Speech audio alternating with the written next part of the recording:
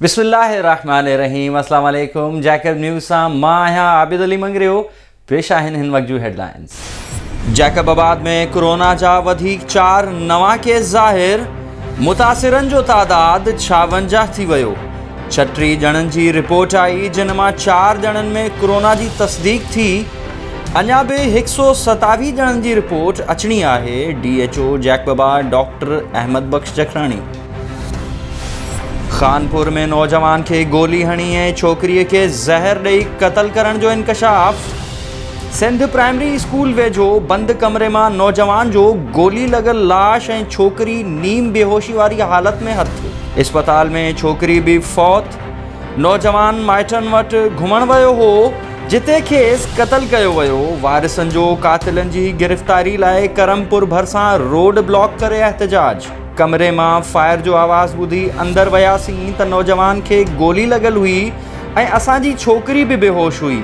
छोकिरी जे वारिसनि जो मौक़ुफ़। नौजवान जो मौत गोली ऐं छोकिरी जो मौत जिस्म में ज़हर पखिड़जण सबबु थियो आहे। डॉक्टरनि जी रिपोर्ट। जांच करे रहिया आहियूं पुलिस।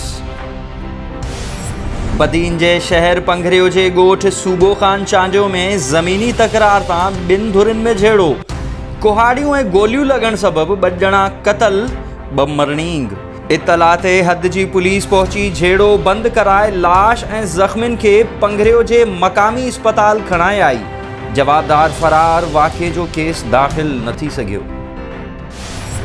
सहाफ़त जे आलमी दिहाड़े जे मौक़े ते Pakistan federal union of journalists, Sindh journalists council ऐं प्रेस क्लब नौशेरो फ़िरोज़ जे सहाफ़ियुनि पारां मेहराबपुर जे शहीद सहाफ़ी अज़ीज़ मेमण जे कातिलनि जी अदम गिरफ़्तारी ऐं सहाफ़ियुनि खे जाइज़ हक़नि खां महरूम रखण ख़िलाफ़ वात ऐं अखियुनि ते कारियूं पटियूं ॿधी एहतजाजी मुज़ाहिरो कयो वियो।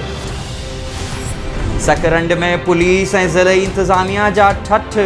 फ्रूट ऐं सब्ज़ी विकिरो कंदड़नि समेत दुकानदारनि ते भत्तो मुक़ररु करे छॾियो।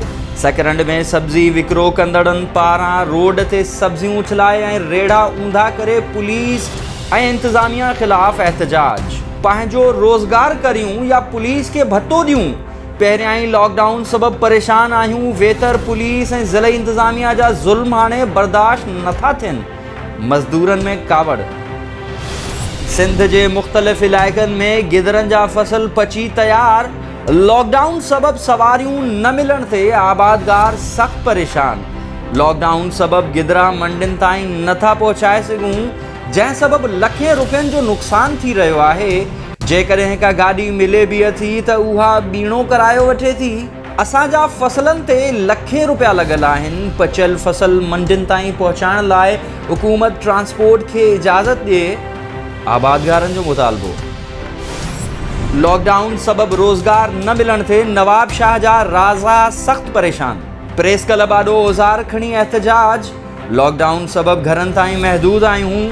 रोज़ कमाए रोज़ खाइण वारा पोरियत आहियूं। पंहिंजे मासूम ॿारनि ऐं बुज़ुर्गनि समेत बुखूं काटे रहिया आहियूं। हुकूमत इमदाद नथी ॾिए त रोज़गार करण जी इजाज़त ॾिनी वञे। पोरियतनि जी अपील। ठुल्ह जी शाह फैसल कॉलोनी में पुलिस जो शराब जी भट्टी ते छापो। हज़ारें लीटर कच्चो शराब हथ। 1 ॼणो गिरफ़्तार, केस दाख़िल।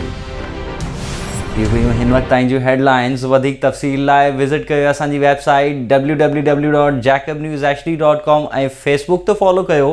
ॾिसंदा रहो जैकब न्यूज़, ख़बर खां हक़ीक़त ताईं।